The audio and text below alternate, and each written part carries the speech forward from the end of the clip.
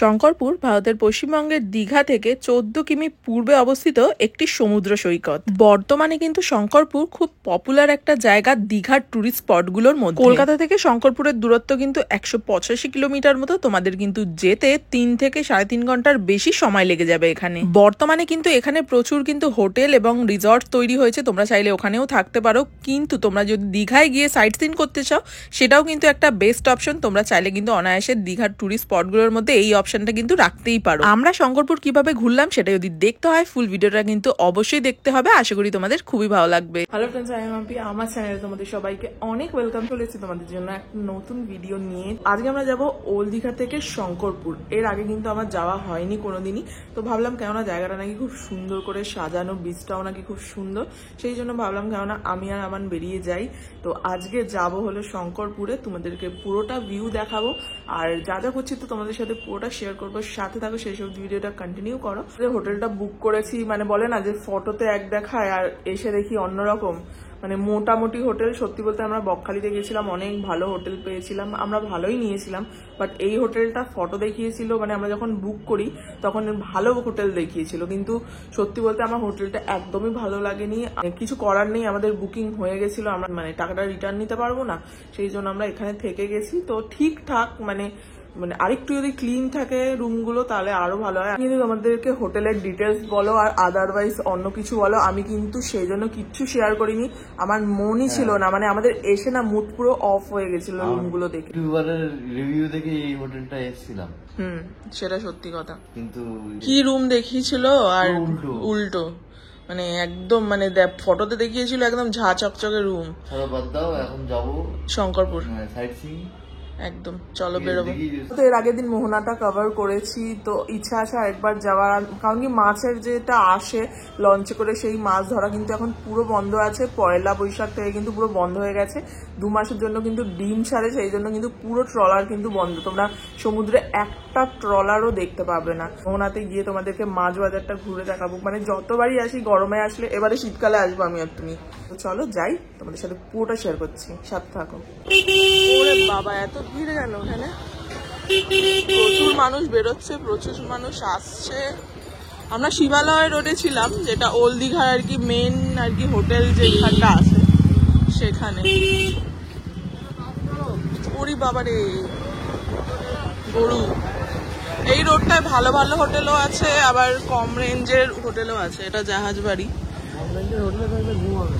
এটা সত্যি কথা, কম রেঞ্জের হোটেলে থাকলে আর ঘুম হবে না। আমরা কিন্তু এখান থেকে ডাইরেক্ট যাবো হলো শঙ্করপুর, কিন্তু মেরিন ড্রাইভ হয়ে যাওয়া যাবে, ওটাই মেন ব্যাপার, জানতে হবে, তাই না?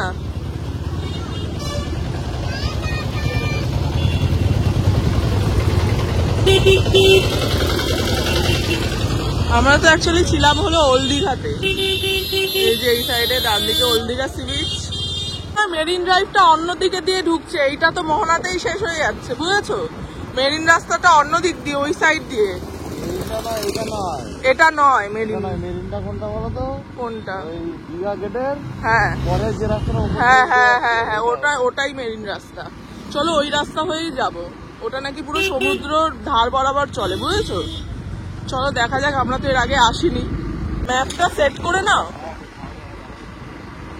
আচ্ছা তুমি ওখানে রাস্তাটা দেখে নাও, মেরিন রাস্তাটা কোন দিকে। আর এখানে রাস্তাগুলো এতটা সুন্দর যে বলার মতো না। হ্যাঁ, ঝাউবন অনেক কমে গেছে। এটা তো মোহনা যাচ্ছে কলকাতা সোজা, এটা দীঘা। এই রাস্তাটা দিয়েও মোহনা যাওয়া যায়।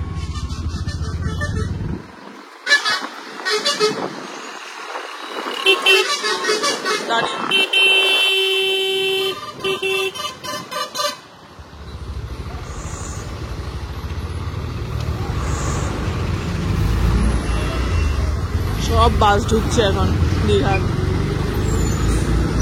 তুমি পার্স নিয়েছো তো? এইটা মেরিন রাস্তা না গো, এটা তো মন্দারমণি দেখাচ্ছে।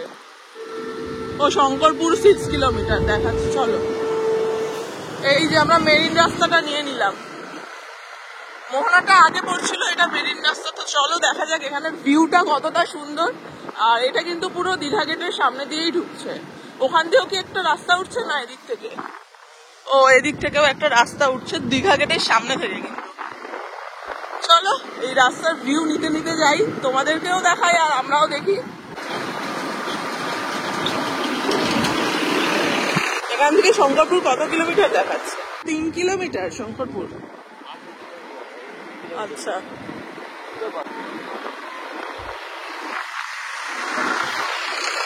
কিছু তো একটা হচ্ছে, সব কেটে কেটে মাটি কাটা হচ্ছে এখানে।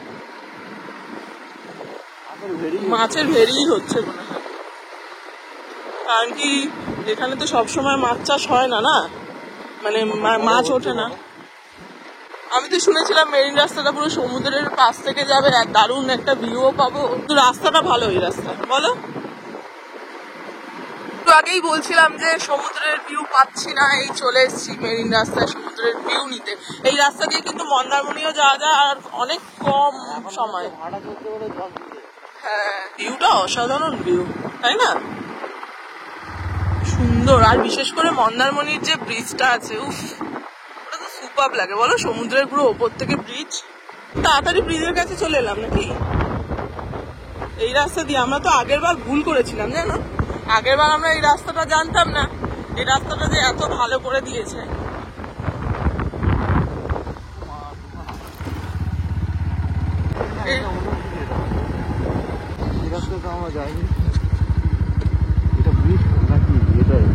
তো তাজপুর সোজা, শঙ্করপুরে সোজা, তুমি ভুল ঢুকছো। ও আচ্ছা আচ্ছা আচ্ছা, এখানে লেখা আছে শঙ্করপুর তাজপুর। হ্যাঁ, এখানে কি নায়কালী মাতার মন্দির, ওইখানটা মনে হয় মন্দিরটা। নায়কালী ব্রিজ, এটা ওটা অন্য ব্রিজ ছিল বলো।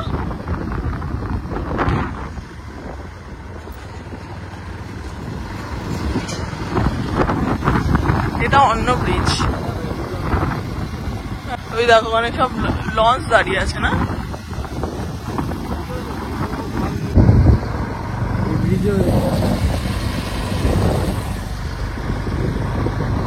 সব লঞ্চ এখানে পার্ক করা আছে। এখান দিয়ে পুরো দেখো ক্লিয়ার দেখা যাচ্ছে, সব দাঁড় করানো। বর্ষাকালে সব নামবে, বুঝেছো নাকি? এখন পুরো মাছের ডিম ছাড়া, ডিম থাকে বলে এখন কেউ মাছ ধরে না। বর্ষাকালে মনে হয় সব যাবে সমুদ্রে, তাই না? সব এখন মেরামতি হচ্ছে, সব মেরামতি হচ্ছে। আমাদের বাইকটা আছে বলে আমরা কত জায়গায় সুন্দর করে ঘুরতে পারছি বলো। এখন হোটেল হয়ে গেছে নেক্সট, এটা তো মনে হয় রিসর্ট টাইপের। এখানে লেখা আছে রামনগর 4.5, তাজপুর 0.6, শঙ্করপুর 1 কিলোমিটার। ডান দিকে দেখাচ্ছে। আচ্ছা, এদিক থেকে আবার ডান দিকে ঢুকে যেতে হবে। ও মা, রাস্তা তো ভালো না খুব একটা।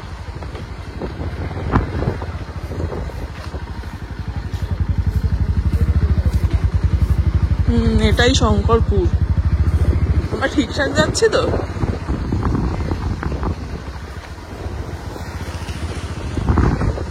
ঠিক যাচ্ছে।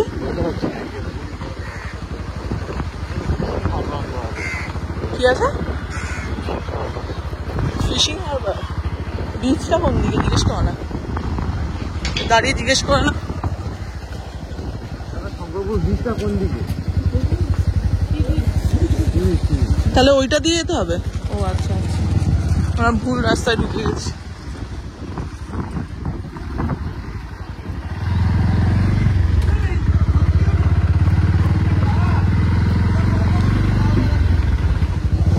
যাই হোক, এই রাস্তাটা নয়, দেখেও মনে হচ্ছিল যে এই রাস্তাটা না, এটা বাজে করছিল। ম্যাপও তাই শো করছিল। আসলে জায়গাটা শঙ্করপুর তো, সেই জন্য আমি দেখাচ্ছিল, বুঝলে।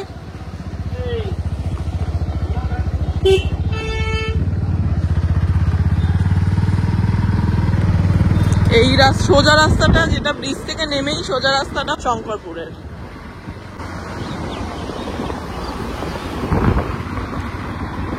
এই রাস্তাটা ভালো আছে। আমি যখন এসেছিলাম এখানে তখন ছোট আমি, এখন তখন আর কিছু মনে আছে? আমি শঙ্করপুর আসিনি তো কোনোদিন, তারপর যদি ছোটবেলায় এসেও থাকি মনে নেই আমার, বুঝলে। এই রাস্তায় তাজপুর যায়। তাজপুর তো, তাই আমরা তাজপুর গেছিলাম, এই রাস্তা দিয়েই মনে হয় গেছিলাম তাজপুর। এখানটার ভিউটা সুন্দর, দেখো কি সুন্দর, গাছে পুরো ঢাকা, আরাম লাগবে।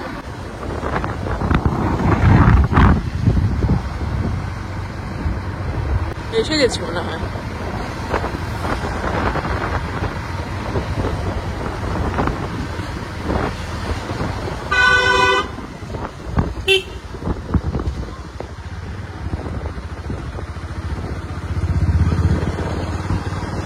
এই তো শঙ্করপুর এটা করেছে। চলো এখানে গাড়িটা রাখো। হ্যাঁ, পার্কিং আছে তো।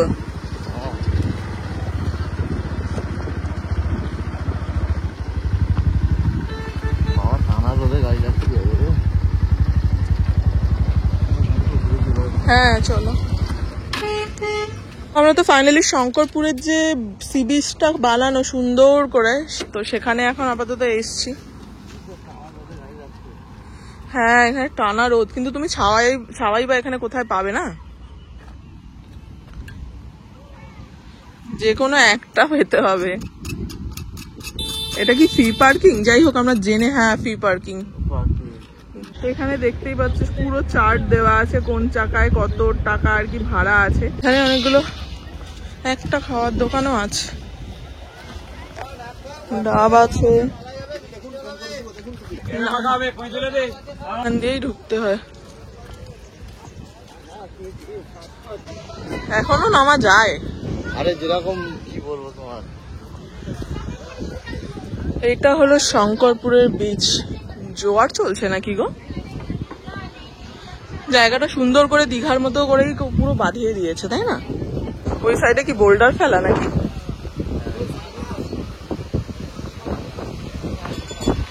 ওই দীঘার মতোই পুরো বাঁধিয়ে দিয়েছে। প্রচুর কিছু দোকান আছে, আইসক্রিম, গোলা, চশমা, মানে প্রচুর মানুষ সেখানে খাওয়া দাওয়াও করতে পারবে। আরেকজন ওখানে গিয়ে বসে গেছে দেখো। এখানে বসার সিটসও করা আছে দেখো। শঙ্করপুরে আসতে হলে না, মানে একটু রোদটা পড়লে, ধরো তিনটে না 3:30 বা 4টে নাগাদ যদি আসতাম, মানে একটু ঠান্ডাভাবে ঘুরতে পারতাম। এখন যা রোদ এখানে, মানে সত্যি বলার মতো না। কিন্তু সমুদ্রে এখানে কিন্তু ভালো জোয়ার চলছে, মানে ঢেউ আসছে কিন্তু ভালো। হলো সাজানো শঙ্করপুর।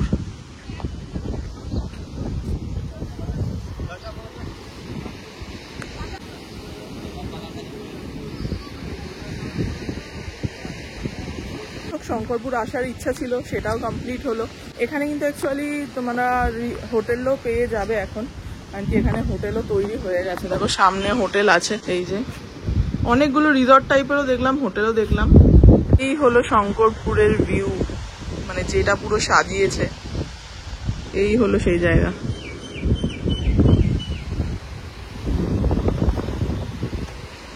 খুব সুন্দর করেই সাজানো। ওখানে একটা ওয়াশরুমেরও ব্যবস্থা আছে, কিন্তু ওয়াশরুমটা খোলা আছে কিনা জানি না আমি। তো এখন এখানে টাকা দিচ্ছে পার্কিং এ, 10 টাকা করে, আমাদের যেহেতু বাইকে এসছি সেই জন্য। চলো বেরোই।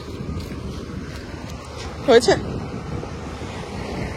না, মন্দারমণিটা কি এদিক দিয়ে যাওয়া যায় না? চলো।